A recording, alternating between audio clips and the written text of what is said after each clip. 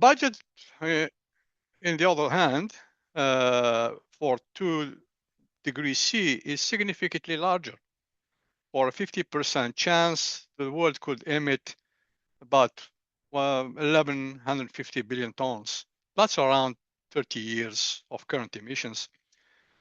That might seem achievable, but the world is actually not currently on track to achieve this. Current policies around the world have us on course for around 2.5 degrees C of warming. Therefore, it is absolutely necessary to try to reduce our emissions much faster to keep at least the temperature below 2 degrees C. And this can only be achieved by reducing the amount of use of fossil fuels. Therefore, we can reduce our emissions and increasing the uptake of renewables, which are plentiful. If you look at this diagram, solar by far dominates the reserves, with wind following and a few others. And increasing the uptake of renewable energy is typically defined by 2 features. That's what makes it very attractive. It is an energy source that is constantly replenished, therefore never runs out. It has 0 emissions.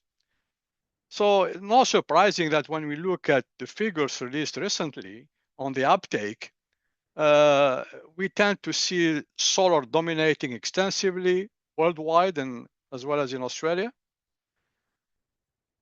followed by others resources, at least technologies like wind and hydropower. These are the 3 dominating technologies basically being used worldwide. All the others are far behind.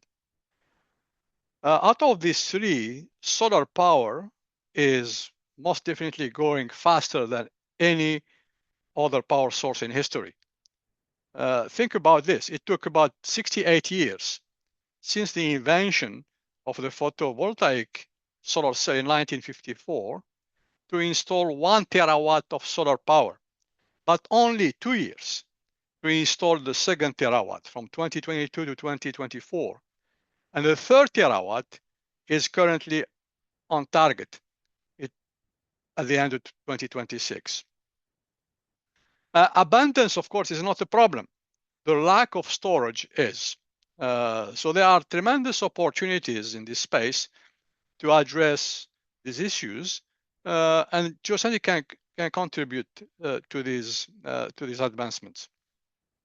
So today, what I'm going to do is to give you a flavor of various things on how can geosynthetics actually assist in the energy transition. So I'll talk about a few applications and challenges, and I'll have a blend of research work being currently done at Monash, as well as some other applications which are pretty well documented. And all this work is done within a framework.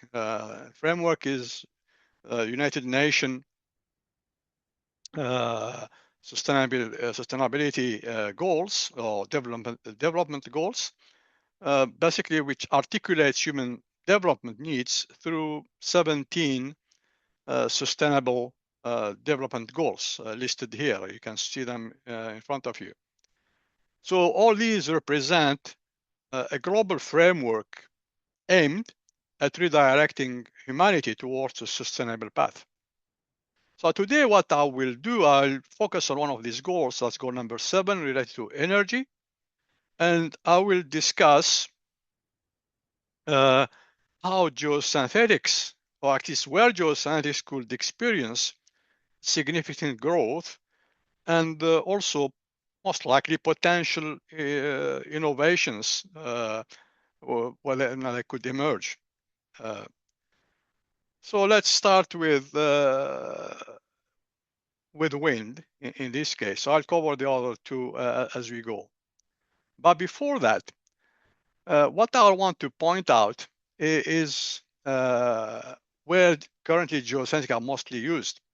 Of course, the figures you see here will tend to change according to the company doing the market survey. But this is based on one of them, Global Growth Insights in 2025. It gives you a rough idea on where the majority of the applications are.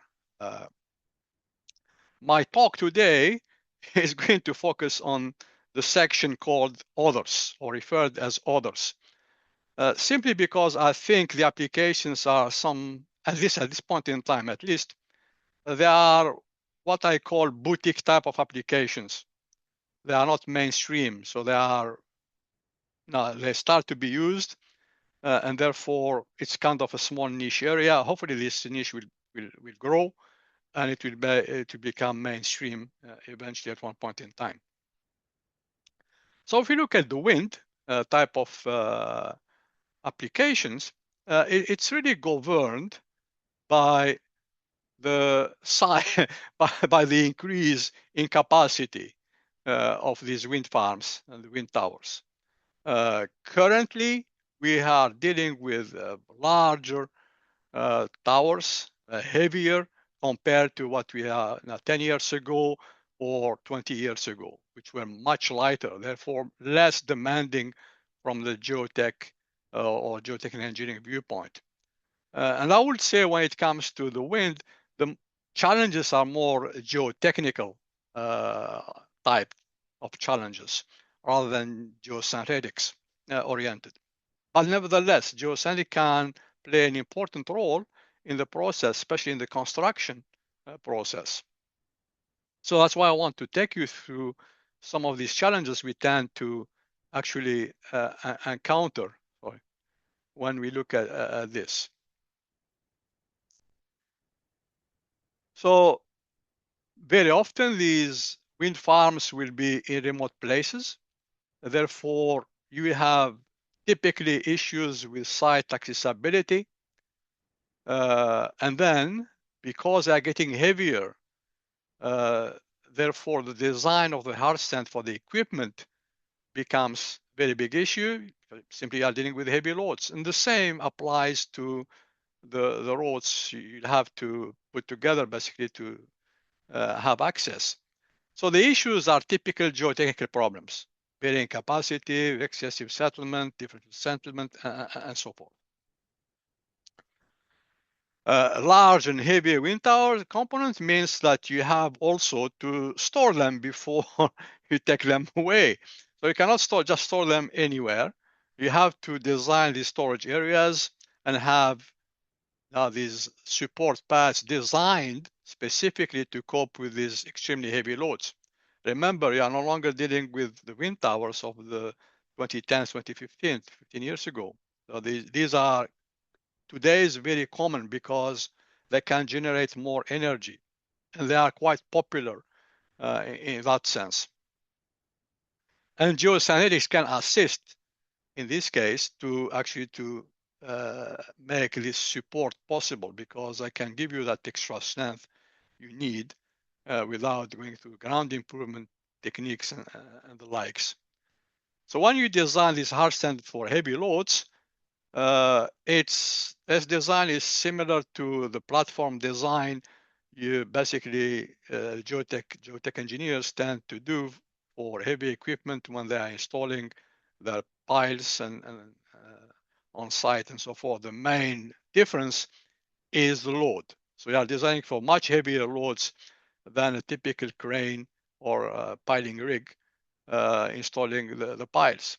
Therefore, the geosynthetics, either geogrid or geotextile type, will need to have much higher strength, and you might need to combine the process with ground improvement process to really provide very hard support for these heavy loads.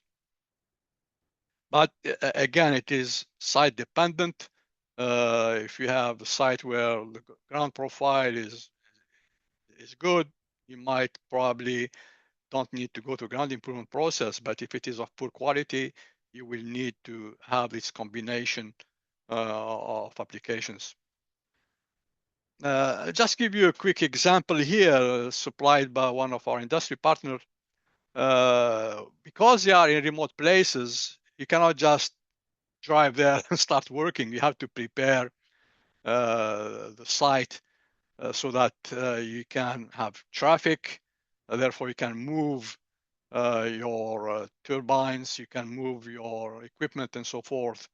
So in this case, Mount Gillibrand farm here in Victoria, there were about 20, almost 30 kilometers of access truck road that needed to be dealt with, all on very poor soils, therefore soft materials. So it's not obvious that you can actually do the work very quickly. So all these come together. This is all preparation before you start.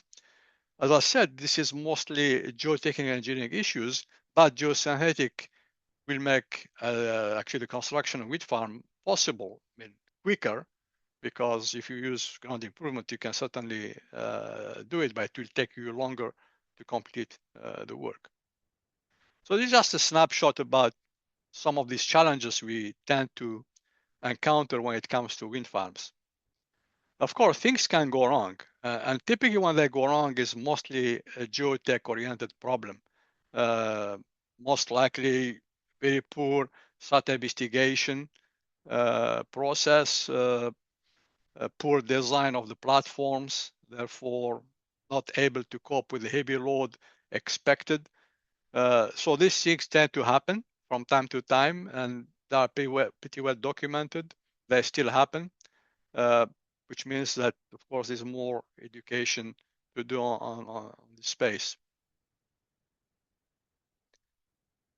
Now, if you move to another renewable energy, I'll say uptake, here we are going to talk about solar in particular. And this is what the research component will come on board to show again how we can address challenges, because these are all new challenges to us. And we need to really understand how things work before we can put a solution together to address the problems. So we'll talk about these large-scale thermal energy storage, and I'll explain what this means. Basically, when you look at these thermal storage, it's all about harvesting heat waste from various, when you have various opportunities to do so. Probably, if you look at the news, most likely the latest one would be the data centers, where they produce huge amount of heat waste and they consume huge amount of energy at the same time. So it's all about utilizing this excess energy and heat from various operations. Now, starting from your houses to manufacturing plant, renewable electricity sources, and the likes. And to do that, you have to be able to store them. If you don't, then it will be a waste. This is where the thermal storage comes on board.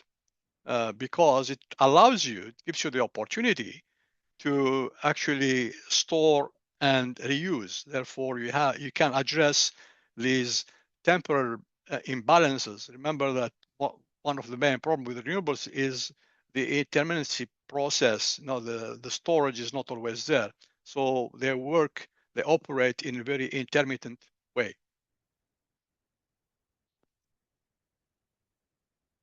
And when it comes to these energy storage types, you have various ones available depending on actually where you are. Some are more used in other in areas than others. But these are the four main ones, starting from the pit thermal energy storage, PTES, going all the way to the borehole thermal energy storage. These are, of course, site dependent. If you look at their now advantages and disadvantages, they all have these.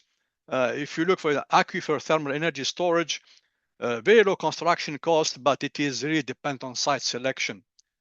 It does mean it has not been used. If you go to Sweden, Stockholm Airport, the heating and cooling of the airport is based on this system. But you won't find it probably anywhere else. So the preferred, at least currently in Australia, is this option, the pit thermal energy storage. It's economic, high thermal capacity, potential for large storage capacity, but it has a complex design, mostly linked to the liner component or the lining component of the pit. So we have one currently operating in the country. This is the RayGen flagship project in Mildura, in the northern part of the state of Victoria. It's a concentrated solar thermal energy. So basically what you have in what you see here, there are mirrors beaming towards a tower, and each tower produces 1 megawatt of energy, basically. Uh, So each, and the way it operates, you have these two systems where the mirrors are. It's basically the ultra system. That's where energy is being actually beamed towards the receivers. And then the second part is what we call the thermal hydro system. And the way it operates, so basically the first part provides all the energy going to the grid. And the second part, the thermal hydro system, uh, makes this whole concept work 24 hours a day rather than just 12 hours a day, for example. So what it means, it addresses the issue of storage. So your system no longer works in an intermittent way, but it is actually continuous. And the way it operates is actually very smart. Now, remember that each tower produces 1 megawatt of energy or power, but at the same time, it produces 2 megawatt of heat waste. And if you don't actually harvest it, it's going to be a waste, right? So the concept is actually be able to harvest this heat waste. And how it is done is it is done on the basis of what we call a heat exchange basis. What it means that we circulate cold water coming from a pit, the pit you see here. So it goes to the tower, and the towers now at the top, when they are heated, you are looking at 100 degree C plus. So cold water goes through, comes down, extracts the heat, part of it, and goes into what we call the hot pit here. So temperature of the water will be around 70 to 90 degrees C, roughly. So when you combine these hot pit and cold pit, you can operate an organic Rankine cycle. That's what produces energy for the 8 hours missing from the whole process. So the system currently in place actually provides renewable electricity to about 1,000 homes in there, near Mildura. So there are a number of systems, of at least these pits worldwide. Uh, it all started in the 70s, and you can guess why it was in the 70s, because that was the decade basically where the world experienced the first oil shock uh, uh, up to 75. So countries were looking at options of not becoming fully dependent on oil coming from various places. So it started all in Northern Europe, but then it was very slow start. If you look at the map, it picked up over the past few years. We are seeing more and more of these pits being constructed in various parts of the world, mostly in Northern Europe, but they are being actually uptaken in China. We have the first one here, there's a second one coming in the next few years in the country and more. And there are other countries adopting the same technology. So it's to the extent that in countries like Austria, they're looking at upscaling these pits to much larger volumes so they can actually operate in a way that can provide electricity to cities rather than just small towns. So when you look at 1 million cubic meter, you can imagine the type of challenge you'd be facing if you want to design and construct such type of pits. So if you look at typical cross section of these pits, they are basically geomembrane lined earthen pits. Typically, thermal resistant geomembranes are used. The cover is a floating type of cover to seal the pits. There's high level of thermal insulation to basically keep or minimize heat losses. Uh, Typically, strict level control of these uh, of the cover diffuser clearance. The diffusers, that's what basically pump the water in and out. There's also, of course, you manage what's coming on top of the geomembrane and your cover. Therefore, there's rainwater management and spillway design to make this all viable. But at the same time, you are also dealing with a complex problem. And the problem is linked to the liner. So it's mostly geosynthetic layers with, of course, specific functions. The design challenge in these systems revolves around the minimization of heat losses. And this is basically due to the thermo-hydromechanical coupling effect of water, vapor,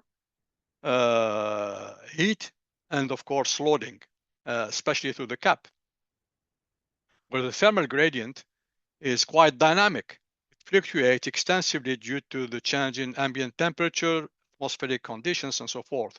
Whereas these gradients tend to become a little bit more stable if you look at the side or the bottom liner, simply because the soil is, in terms of thermal aspects, is less dynamic. Soil has, especially below ground surface, the temperature is relatively constant. Therefore, thermal gradient is not as dynamic as when you are dealing with the cover. So, basically, to recap, the major problem we tend to deal with is when the cover is interacting with the atmosphere, and you have to basically take into account the wind, solar radiation, and all of that to really try to understand how the system responds and how actually to optimize the design of your cap. And by the way, the cap is where you have the most heat losses, simply because that's where the gradient tends to fluctuate extensively. So to look into this, you really need to adopt a strategy. The first one, remember that these things are relatively new. So your first step is try to establish the thermal properties of your material, because it's going to be used there. It's going to be sitting there for probably 20 years. And then you scale up. So you scale up to what we call the mock-up test. You try to replicate in controlled environment actually the capping system. And from there, you can actually do some modeling, and then you can scale up again towards the field. So the field test will allow you to, once you have validated everything at the smaller scale, you can upscale it and then verify again the validation and make sure that it is actually working and capturing what is happening in the field.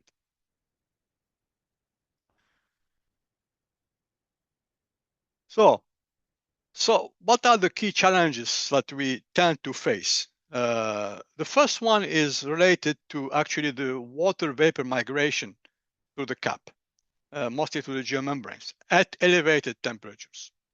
And I'm saying that to emphasize elevated temperatures simply because currently there's no standard which can deal with that. Current standard like the ACM E96 and ISO tend to stop at 40 degrees C, but there's no protocol for anything above 40 degrees C in service.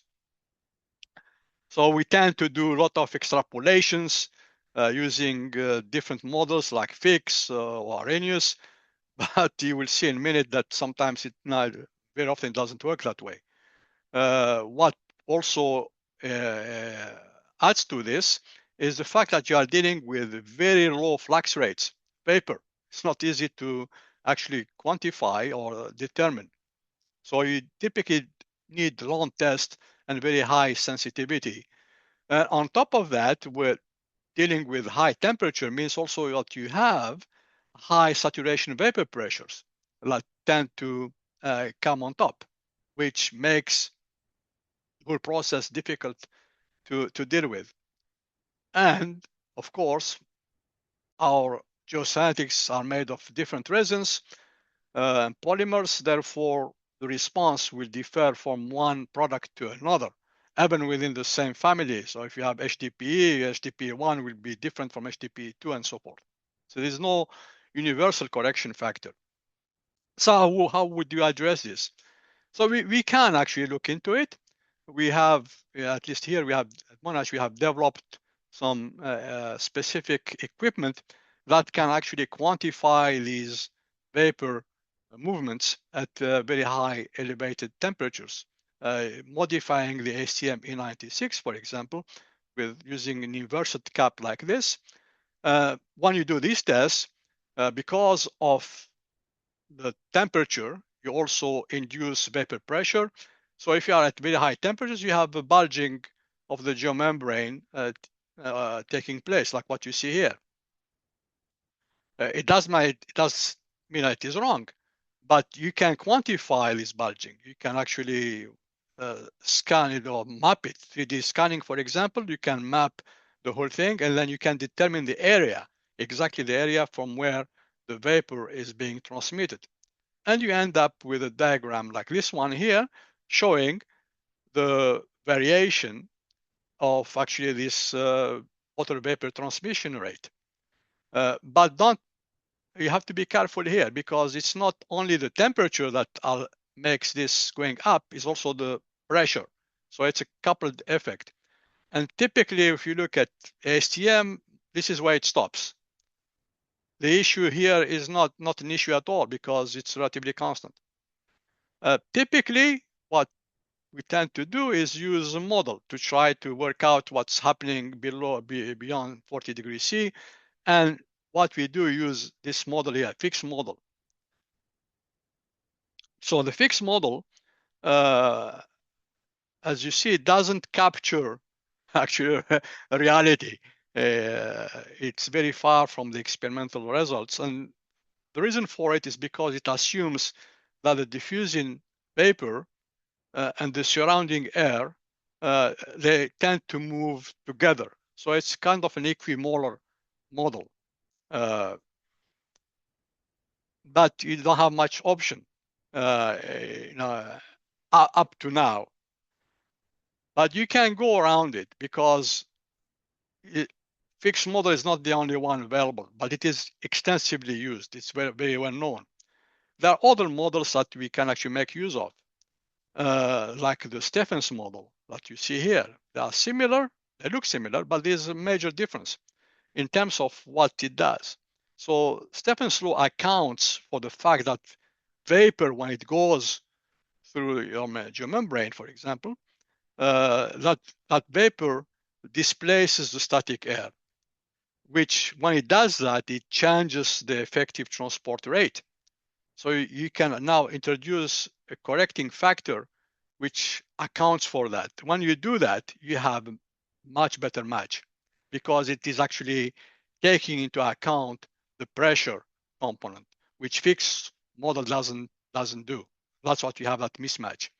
So with Stephens law, you are more confident in predicting than with fixed law, which is commonly used these days.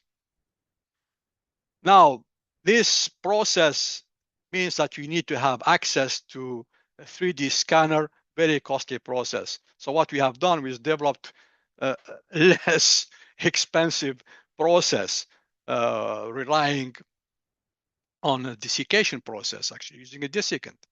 So we developed this desiccant cell where we can control the pressure, we can control the relative humidity, and we use silica gel to actually induce the vapor transfer. And we monitor the pressure as well, very accurate. So when we look at where we were, this is what you obtain with the first cell. You can see the bulging, a lot of straining of the geomembrane, up to 10% on the edges. And when you look at the desync cell, we basically got rid of the bulging altogether, and the strains were within the 2% roughly or less. So much better accuracy. And when you look at the results, they are a little bit similar, but more accurate with the desiccant cell. So now we are pretty much well equipped with information. We are confident that what we are getting at high temperature is relatively accurate, and that can feed into our design. The same has been done for the other components of the cover liner, because we need to have the thermal properties, especially in terms of thermal conductivity and so forth. Now, if you move to the cover design itself, it is really a coupled performance challenge. Why is that? Because first of all, it is generally the most technically demanding type, an expensive component at the same time. It must function simultaneously as thermal insulation, vapor control system, a floating structure, and a weatherproof roof, basically. So it's not that obvious. Now, in terms of challenges, you have three major ones: the thermal and moisture component, which I'll focus on today. Therefore, you need really to understand what's happening within the cap, and at the same time manage all these vapor diffusion, condensation, leakages, and so forth. Then you have, because it interacts with the atmosphere, you have to really assess that effect, as well as what's happening within the pit, because the water levels keep changing. You have thermal expansion, cyclic deformation, differential buoyancy, you name it. And then the final part is, of course, the durability and delivery. Your membranes and whatever is being insulation materials and drainage materials as well are going to age, not at 20 degrees C, but at around 80 to 90 degrees C. Therefore, there's a question about their vapor resistance in the long term, weld integrity, UV exposure, especially in the cap. And of course, you have to have a program to monitor your system and eventually replace some of these materials, like in the insulation materials or some of the geomembrane components. So you have a lot of challenges. Of course, I'm not going to address all of them. I'll just look at the thermal moisture part. Of course, when you look at the end, what you try to do is identify that critical failure chain, which in my opinion is mostly due to moisture ingress. So moisture ingress means that you have higher thermal conductivity, meaning greater heat loss, and most likely, if water has gone through, most likely your insulation will deteriorate with time, and therefore you get even larger heat losses. So how do we look at this? Well, you go back to our mock test, because this is where we can get a feel about the problem. So we replicate a typical cap as used here in that project, and we look at different conditions, because we are trying to make sense of what is the governing, the main governing factor. The whole aim is about optimizing the design of the cap to minimize the heat losses. So if you look at, for example, the box here, this is mimicking basically the liner. It's fully instrumented with thermocouples, but what you have different conditions. For example, the membrane at the top, the exposed to the atmosphere. We have a white one and the black one. So when you actually, we can generate heat on top to mimic solar radiation. When you do the ambient temperature with no heating, so what you see here is actually infrared camera output, clearly indicating where heat is. So when you look at that process and you actually see what's happening, you can see it on the diagram on the right side. So with no heat radiation at all, that's basically when the system, you ignore what's happening at the top, the system responds accordingly. Now, if you look at This is heated at 80 degrees C, basically the water temperature. The temperature at the geomembrane is about the same. In the insulation layer, but a little bit further up, it's of course a little bit lower, but still in 60 degrees C. And as you go towards the surface, it's basically the ambient temperature. But when you start heating, you see a very quickly a heat radiation, of course, decreasing. Now, and it means that the thermal gradient has decreased with this temperature going up due to the solar heating process on the cap. So what this means, it's very interesting because it tells you that when in hot days, your system is actually gaining energy. You are not losing much because you have redirected the gradient. So more heat is going into the pit, which is a good thing. And of course, when you do that, what it means in terms of heat losses, you are probably, because you have more heat going into the system, with the geomembrane being black, of course, tend to increase the temperature and therefore reduce the gradient, you have less heat losses compared to the ambient case. And when you look at the profile, again, it tells you that actually when you have the second geomembrane with the black material, tends to go much higher temperature, which basically makes sense. Now, how can we actually validate our model? It's through these tests. So we had pretty good agreement between the model and actually the experimental data, but that's not enough. We have to upscale it to the field. So that's what we did. And we were lucky that to have access to data from the field. What you see here on the right side, these are all atmospheric type of data that we needed to actually model. In addition to data from sensors on site, which actually monitored the change of temperature and moisture at various locations. So when you look at one particular day of the year, we have pretty much very good agreement between the model and the field measurements. But it's cyclic, of course. Next day will be slightly different, and the model will capture that.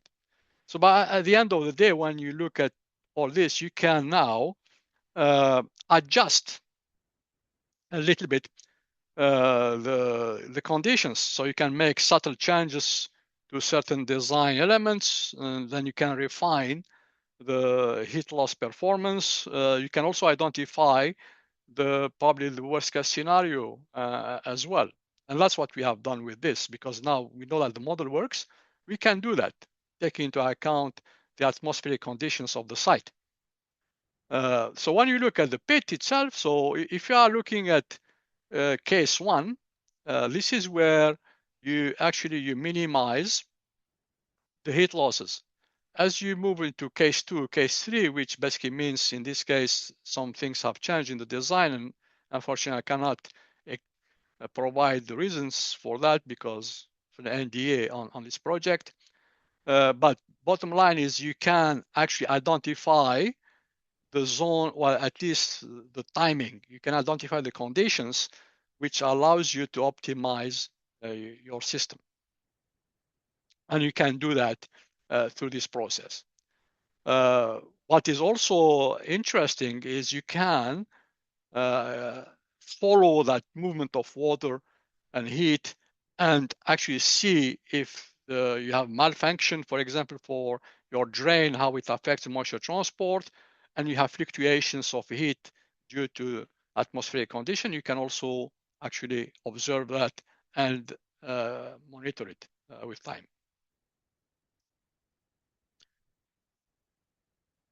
So now I move into the last part, hydropower, which is also, as I said earlier, is one of the third largest resource in use worldwide.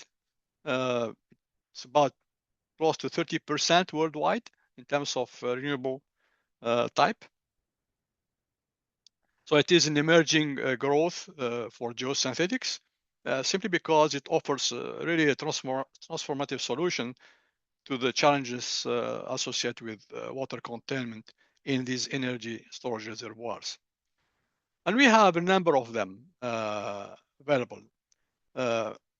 So reservoirs, hydropower, run-of-river. I'm not going to talk about that.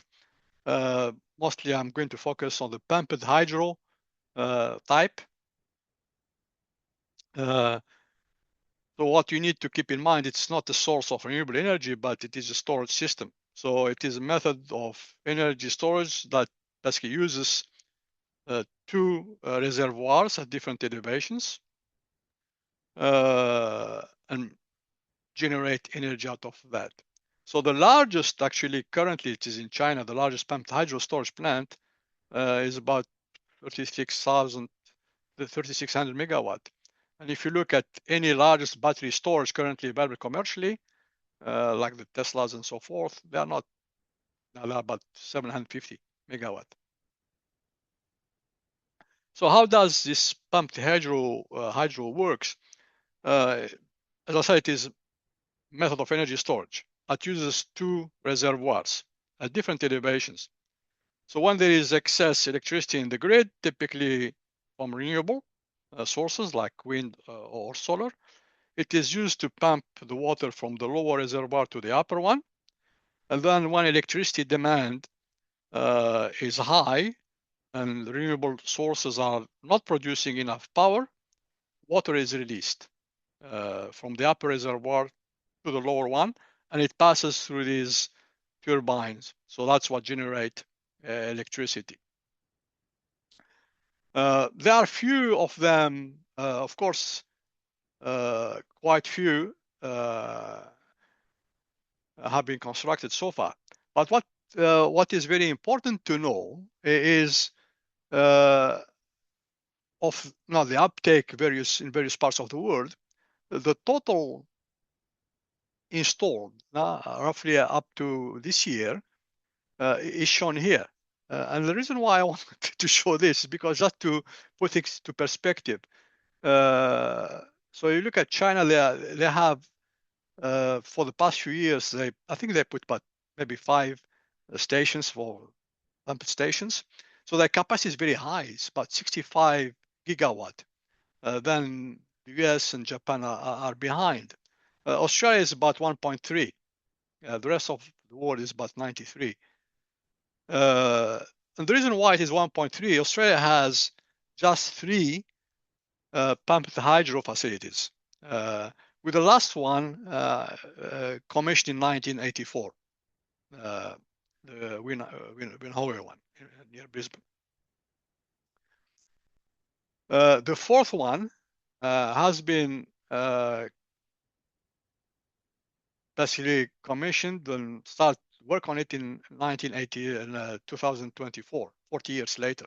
That's the Kidston site near Townsville. So basically it took 40 years to have the fourth one. And we have a lot of examples around the world where these upper and lower reservoirs have been constructed to generate this energy. But the reason why I focused on Kidston, because Kidston is quite peculiar.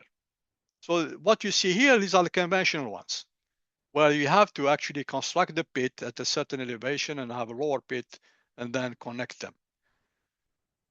You have challenges when you deal with that, mostly dealing with water forces. They're cyclical because they go up and down. And to put this into perspective as well, the latest project in China, the upper reservoir and lower reservoir, when the water is released, they have a distance of 700 meters. So you can imagine how the geomembrane is going to react in the bottom reservoir. So these forces can be huge, and you have really to design for that. Because they are exposed, UV part is important, and of course, wind uplift is equally important, simply because if they are elevated, it becomes even worse. So in terms of impact, of course, when you do that, you optimize the economic benefit, and it is also a sustainable solution. So Kidston is quite different. Kidston has used, at least the system used there is not based on constructing new pits. It's actually using existing pits. And these are mining pits. Kidston used to be a gold mine. So the idea behind using Kidston is you have these two pits available. Why not restore them and make them work as pumped hydro energy storage facility? So that you can use the lower pit and the upper pit, but you need to connect them. So there was a huge geological and geotechnical work done underground to connect the two.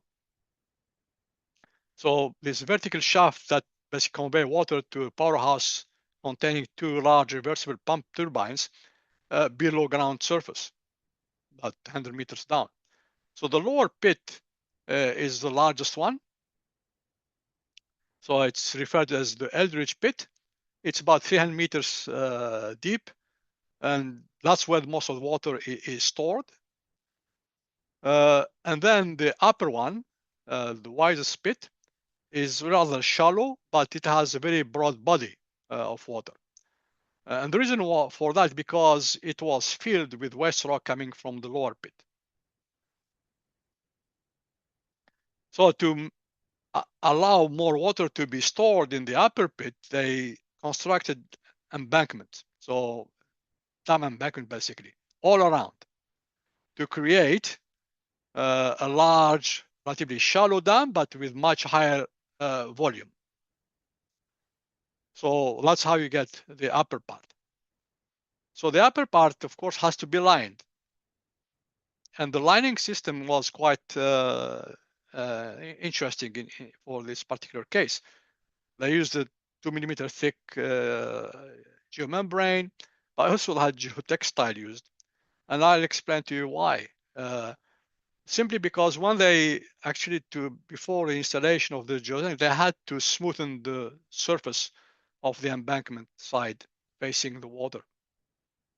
So they used a cement stabilized crushed dust, and basically what they used the material on site, crushed it to a level that it could be used with cement, and then they used all this to smoothen the surface before installing the geotextile on top as a protection, and then the geomembrane came later.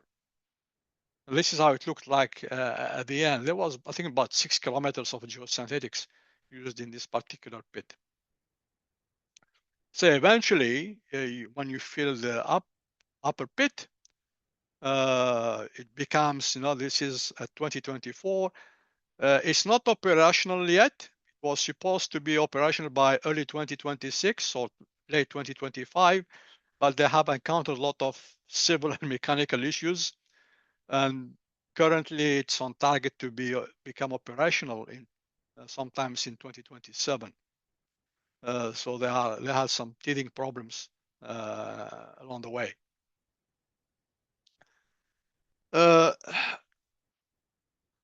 So this has opened, of course, the gate for similar projects. There are about 15 to 17 proposals in the pipeline. They were announced recently. One was already confirmed. One has been withdrawn already. They are mostly located on the eastern coast. Of course, how many will become reality remains to be seen. But Kidston one, as one I referred to, it's going to open next year. The Walla Walla, which used to be called the Dangowan Pumped Hydro, it's on target to be open next year as well. The Phoenix one, the work has started. The other ones, not clear yet, but they are listed as possible pumped hydro schemes in the future. So just to summarize this lecture a little bit, there is one certainty that geosynthetics can play an increasing critical role in advancing these technologies. I think their most major asset is their diverse functionalities. Right? You have your drain, you have your geomembrane, your geotextile, and so forth. So it makes it quite appealing to be used. And the fact that they have diverse functionalities on top of their adaptability tend to position them as certainly vital enablers of durable, sustainable, and efficient renewable energy infrastructure. So they are there for the duration. And as we see, we have more and more uptake. We'll see more and more increase. That's why I said earlier that the boutique type of application will certainly become mainstream eventually in a couple of years. We'll see more uptake as more solar, more wind, more hydro project taking place. So, ladies and gentlemen, it was a pleasure talking to you today. Happy to take any questions now, or as Alicia said earlier, you can email them as well. I'm more happy to respond to you. Thanks, Malek.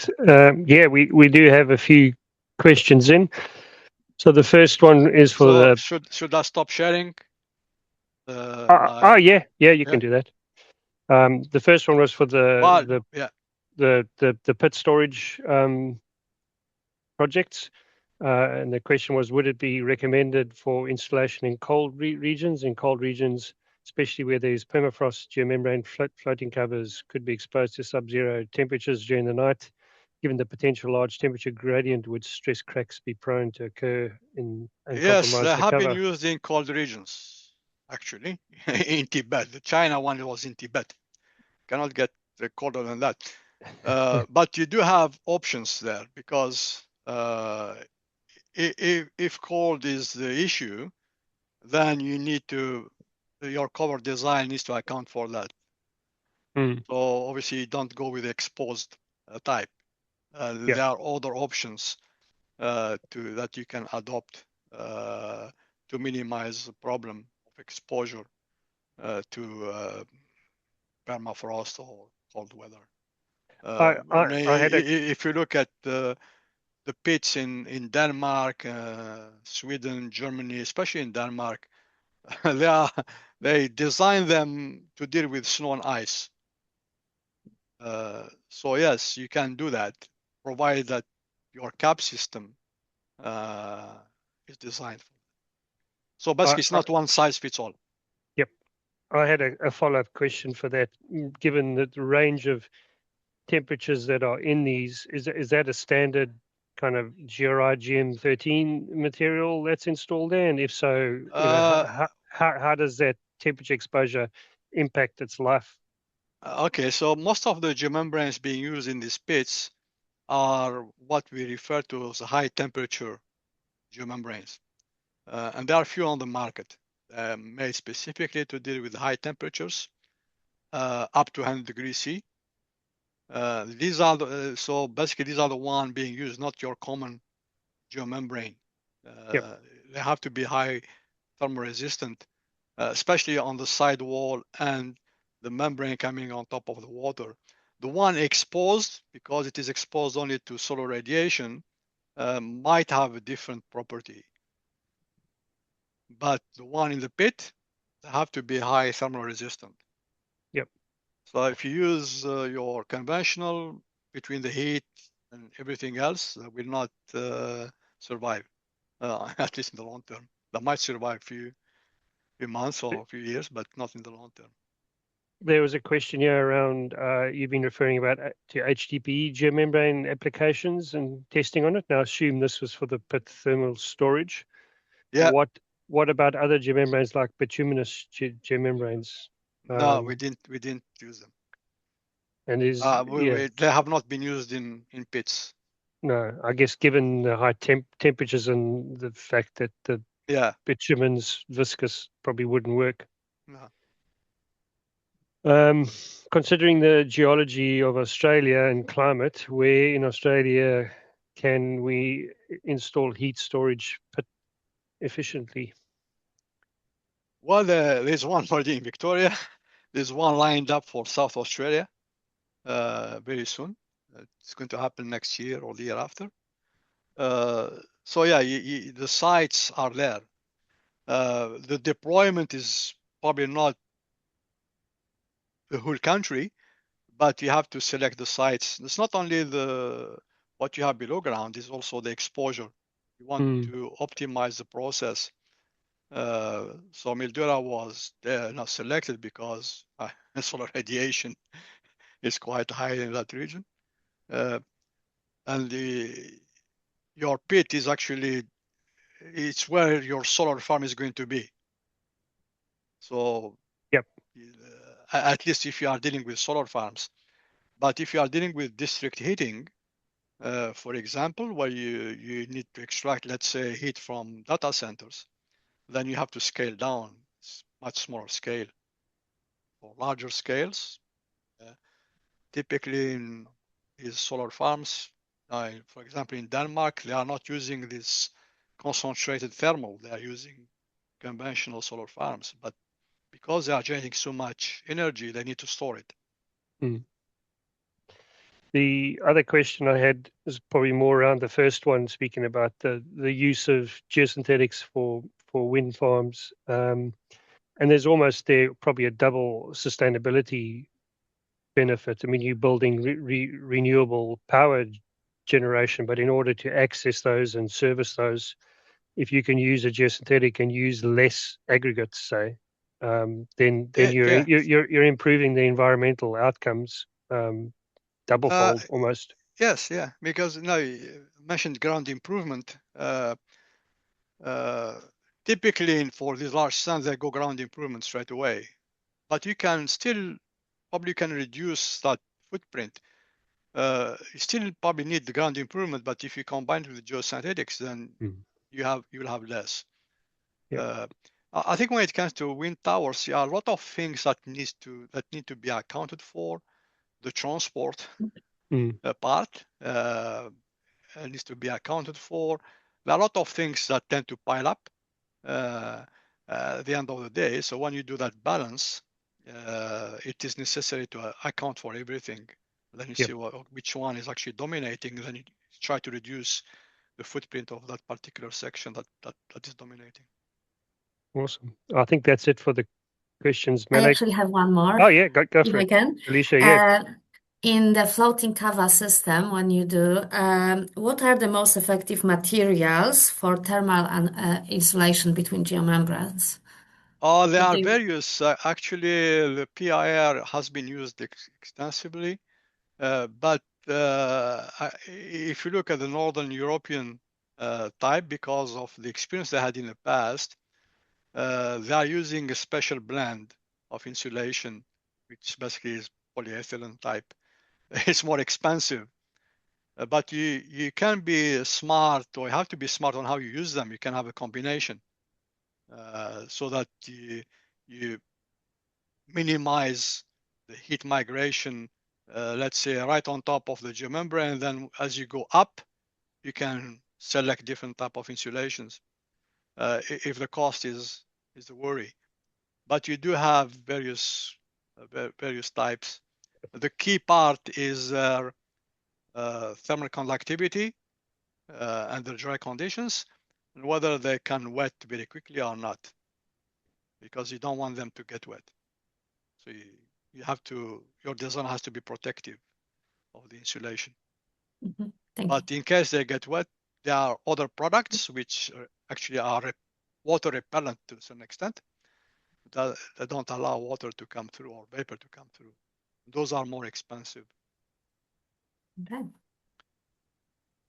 Thanks very much, Malek. Thanks for the time and Yeah, for I just giving want this to finish presentation. by acknowledging the contributors to some of the material I presented today, in particular FabTech, Husker, and GeoFabrics, and of course the Australian Research Council for providing the funding for the project on the pit thermal storage facilities.